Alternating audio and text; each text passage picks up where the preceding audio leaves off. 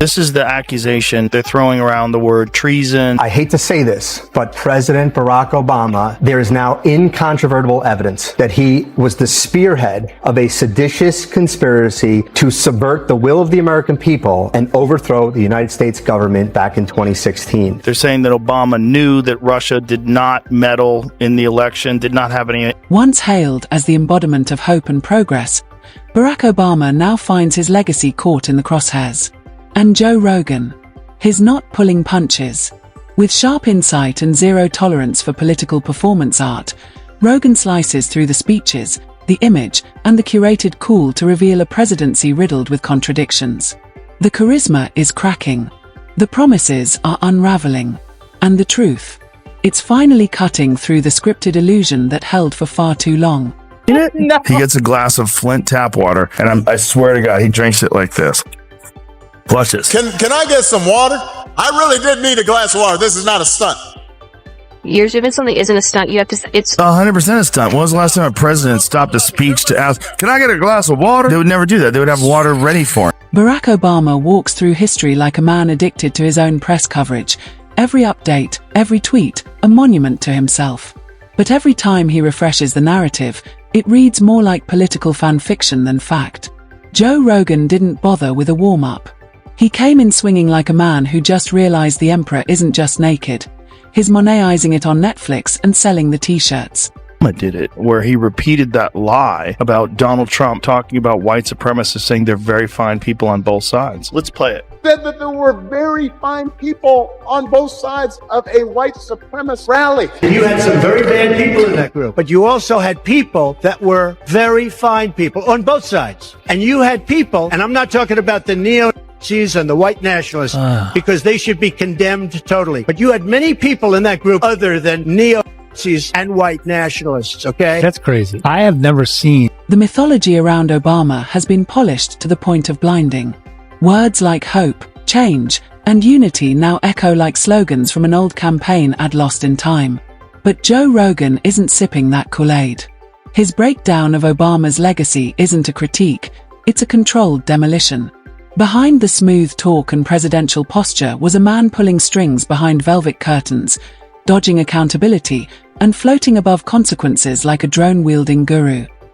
Absolutely must hold every one of these criminals accountable for the crimes that they committed. They are the most heinous crimes committed in American history. But yet promoted this idea. James Comey, John Brennan, Clapper, Rice, Biden was in the meeting. They briefed Barack Obama on Hillary Clinton's plan to, quote, tie Trump to Russia collusion lies. It consumed our national discourse. Obama spent 2 terms perfecting the image of the modern philosopher king. Mellow voice, intentional pauses, and that calm, professorial tone. But Rogan saw through the calm. He called out the illusion for what it was: performance. Because beneath that zen exterior was a presidency packed with questionable decisions so slick, even illusionists would be jealous. They called him the cool president. But as Joe pointed out, cool loses its charm when it's used to ice outrage and mask manipulation. Every other president got roasted, and one time, during the White House press correspondence thing, Obama went on stage and he roasted Trump.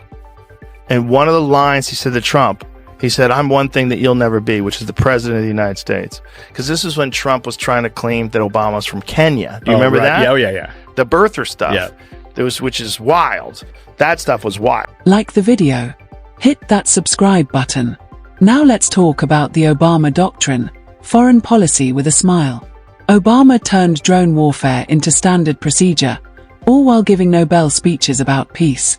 He had more drone strikes than some gaming tournaments. Joe Rogan didn't even have to joke, he just listed the countries Obama bombed.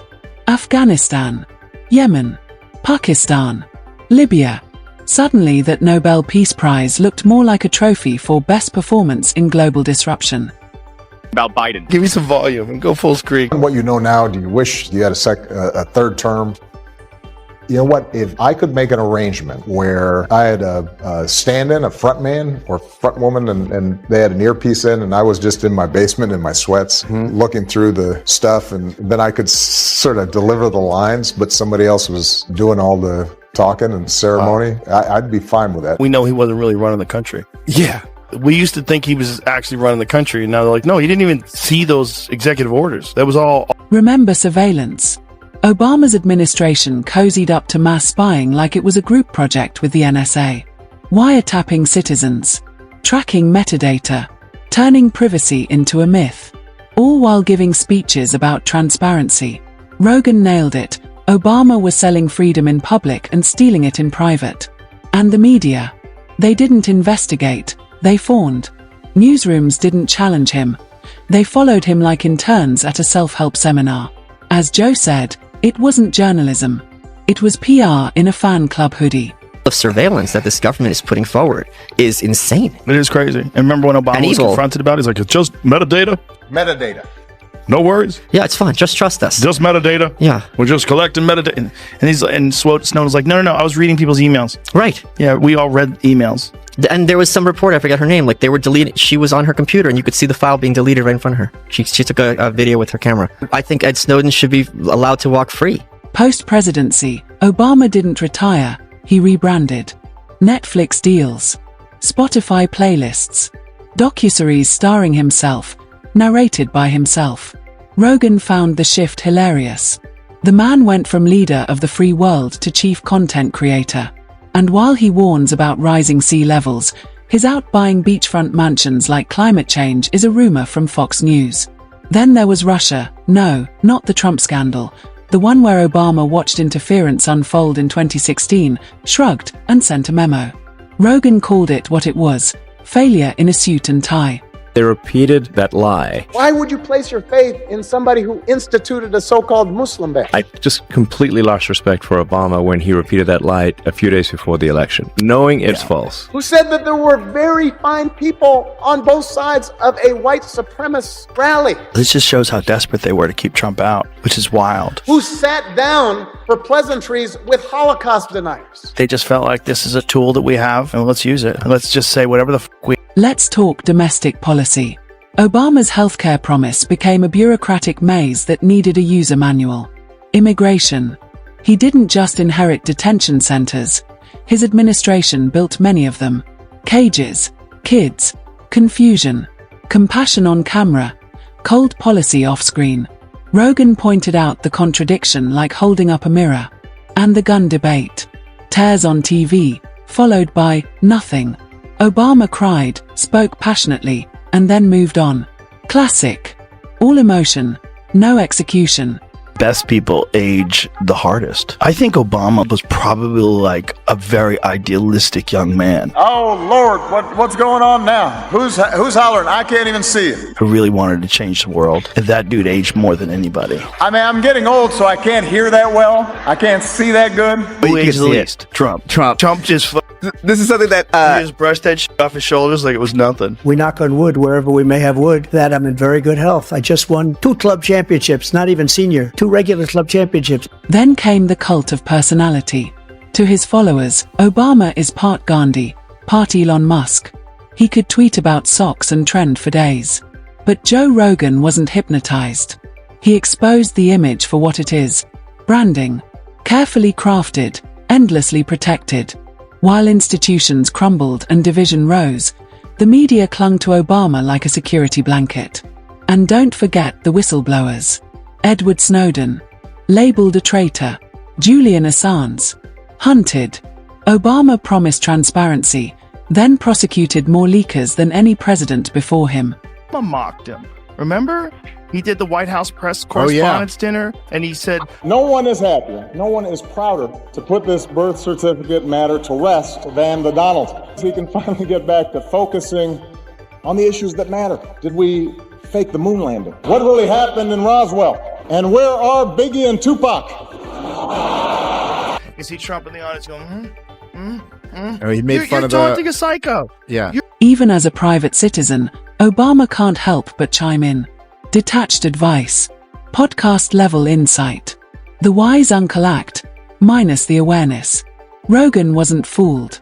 He mocked the self-righteous lectures and Instagram captions masquerading as wisdom. Obama's memoirs. 2 thick volumes of self-congratulatory fluff. Joe compared reading them to being locked in a sauna with a motivational speaker who never stops talking about himself, long-winded, sweaty, and somehow still dodging responsibility. When they gave that speech, when he gave a speech on television, and everybody was like, fuck this. And then they it kind of just went away. It was one of the most beautiful moments in modern American history. People really actually stood up and stopped a war from happening. Today, I authorize the Armed Forces of the United States to begin a limited military action in Libya in support of an international effort to protect. Joe Rogan made it clear Obama's greatest skill wasn't leadership. It was illusion. The dramatic pause. The raised eyebrow. The poetic language that sounded profound but delivered very little. He wasn't just a politician, he was a franchise. A political iPhone, sleek, expensive, and slightly more disappointing with every update. While the country wrestled with fallout, Obama floated above it all, smiling, narrating, and cashing another check. The smooth delivery hid the jagged results. Watching Daniel Negreanu, the great poker player, was on Tim Pool's show, and they were talking about his shift in political ideologies, and then a lot of it came from when they were accusing Trump of saying that thing that Obama repeated falsely during the campaign. He was talking about white nationalists and neo-Nazis and saying there's very fine people on both sides. But you also had people that were very fine people on both sides. And Negreanu, he had heard the clip where Trump said it, where it was edited. He'd never seen the full thing. And then once he saw the full thing, he was like, what the fuck? And it immediately made him realize, like, oh my God, they're lying. This is years after Daniel had known it was false. And then Obama's sitting right next to Trump and they're joking around with each other. Hey, pal, I know you're a neo-Nazi lover, you fuck. Because here's the truth. Charisma doesn't cover the check that history leaves behind. While Obama coasts through the Netflix afterglow, the consequences of his administration still echo loudly. Joe Rogan didn't just question the narrative, he dismantled it. Behind the speeches, behind the branding, is a politician who mastered the art of looking right while doing wrong. The glow is fading. The myth is unraveling. And for the first time, the spotlight isn't just highlighting the man, it's exposing the illusion. The era of being untouchable is over.